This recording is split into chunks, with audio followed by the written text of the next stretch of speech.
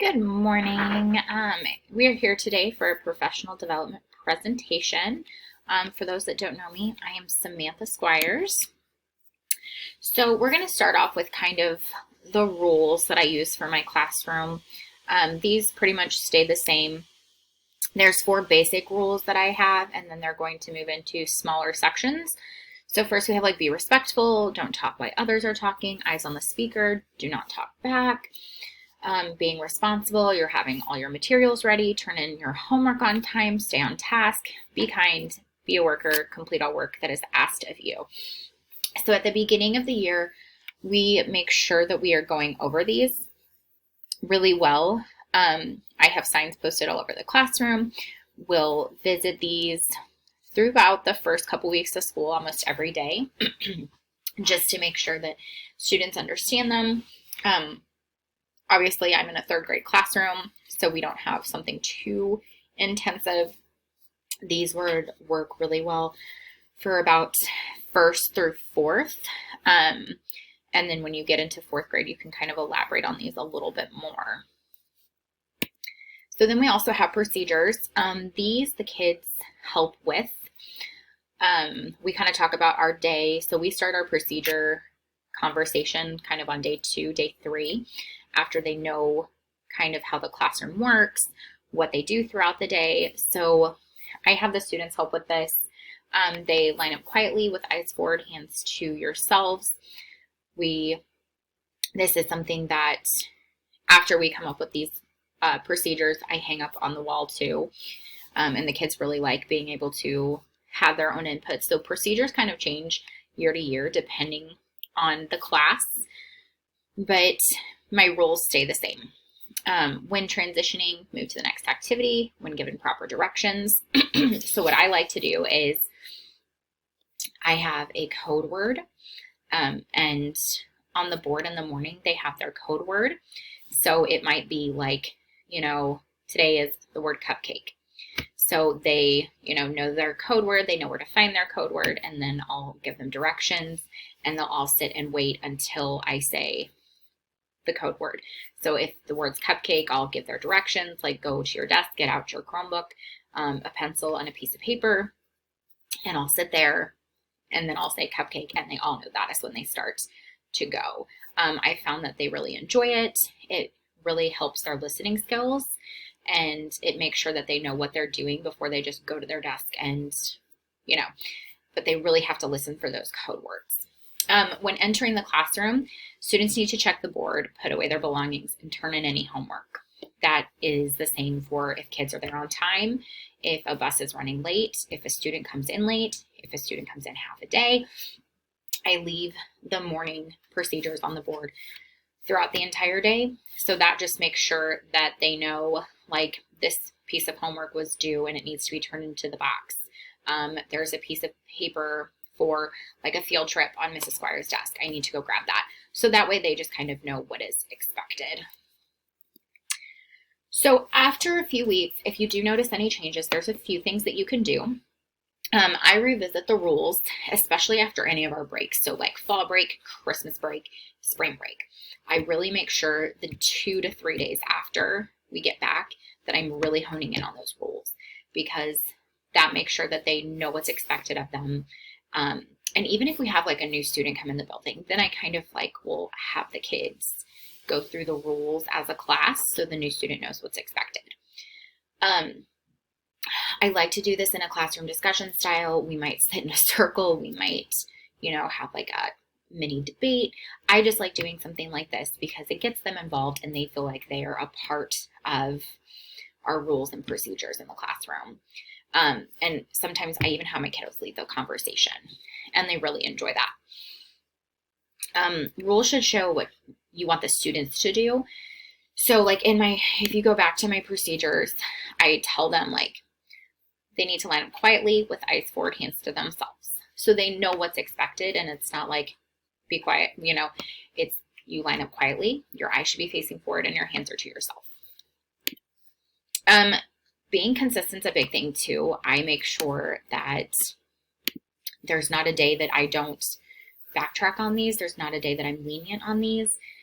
Even my subs know about these because I try to be consistent with my subs too. My subs even know about these, and my students know that my subs expect exactly what I do.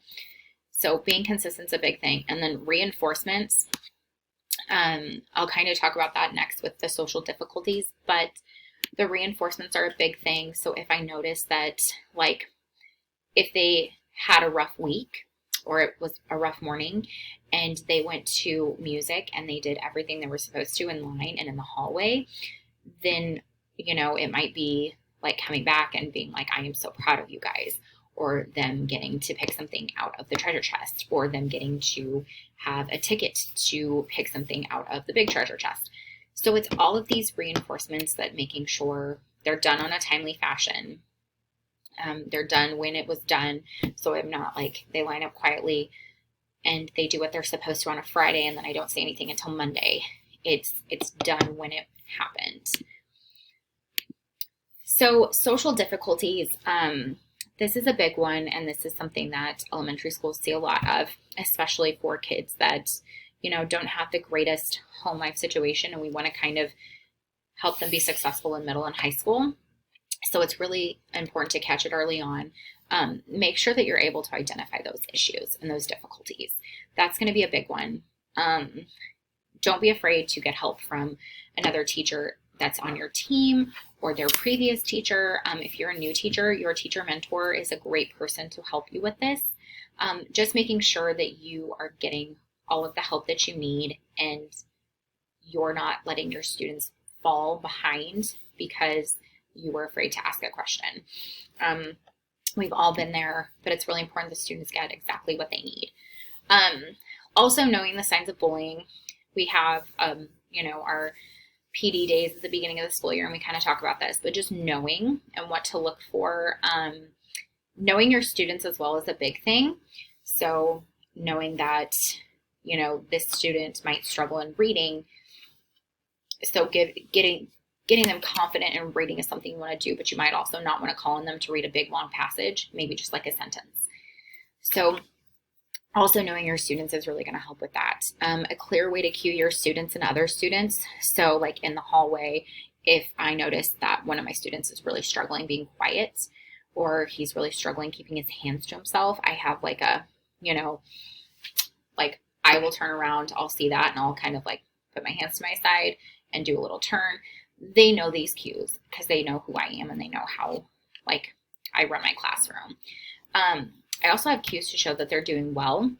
Like if we're in the hallway and they're doing a great job, like thumbs up, like big smile, that kind of stuff, just so they know that they're doing a good job, because we also want to recognize them for what they're doing right, not just what they're struggling with.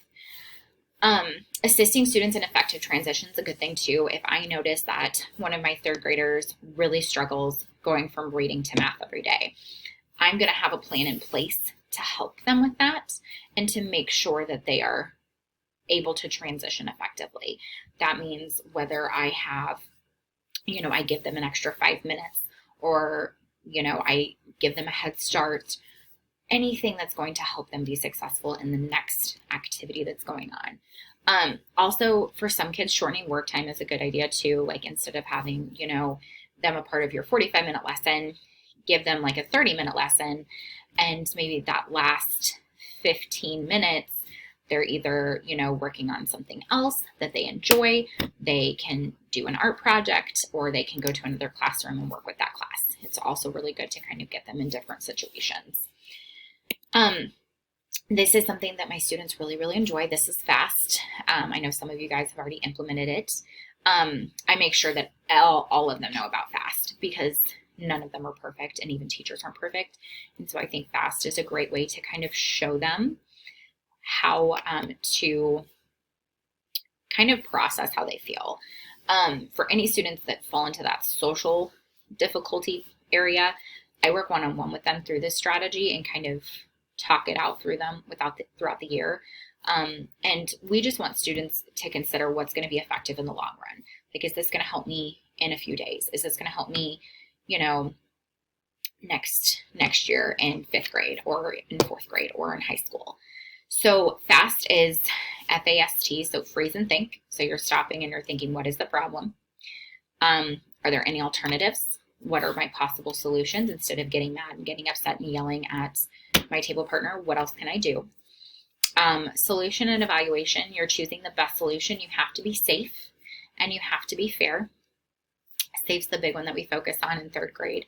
And then try it. Slowly and carefully try your situation and your solution, and does it work? And if it doesn't, then we know that that's something that's not going to work in the future. I keep these little fast cards on their desk, like it's just a really small thing. Some of them also have it on their Chromebook as a reminder when they're in other classrooms. Some of them have like a pocket one. We just make sure that a lot of kids know how to use it and how it's going to help. So some benefits: it's going to make those kids slow down. It's going to give them something to think about before having a reaction. It de-escalates them quicker, and it gives them coping skills that they desperately are going to need. Some concerns that I had when first implementing was, are they going to understand it? Will they stop and think to use it? What if there's a sub that's not familiar with FAST? So a lot of these I've been able to kind of ease through. They do understand, they're great at it. They stop and think to use it all the time. And if they don't, I kind of, will just tap on their desk at their FAST card. And then I make sure that my subs know it. So that's really important to have in my sub plans. Specific strategies: computers must be off and put on docking stations during teaching. They know this. It's on the board all the time. If I have to remind them, I do, but they know like what's expected. All materials will be set out ahead of time throughout the classroom. This just makes for easier transition. It shows that I'm prepared and that they don't have to stress out. And then when students are finished, they can go to the quiet reading area. They can grab a comfortable chair. They can go to the decision board. They have a ton of different options of things that they can do. Also, during instructional time, everything is put away. So there's nothing on their desk that can distract them unless they're one of my students that has like a fidget, but it's a quiet one. It's not one that makes noises. It's not one that's going to distract others, and they have to kind of have it in their lap kind of thing to make sure that they're not on the desk messing with it. And then, hands are on the desk. So wrapping up, it's so important to be consistent with what you do. You have to know your students. Communicate with parents about FAST and let them know, and a lot of them will kind of implement it into their own home and just say, like, this is the tools we are using in the classroom. I noticed that so-and-so does a great job with it. So, because some parents will be like, my child's struggling at home, but we haven't heard any issues from school. And then I kind of let them in on that. And then communicate with other staff members and administration, even about the good stuff. So like music PE teachers, let them know like what this one student's doing well, maybe have them help in that class. And then even letting admin know like if a student's doing a great job, but always be in communication with the other staff, because we're here to help, especially for first year teachers. We're here to help you be successful and help your students be successful. So I hope this helps you guys out for today. Have a great day, guys.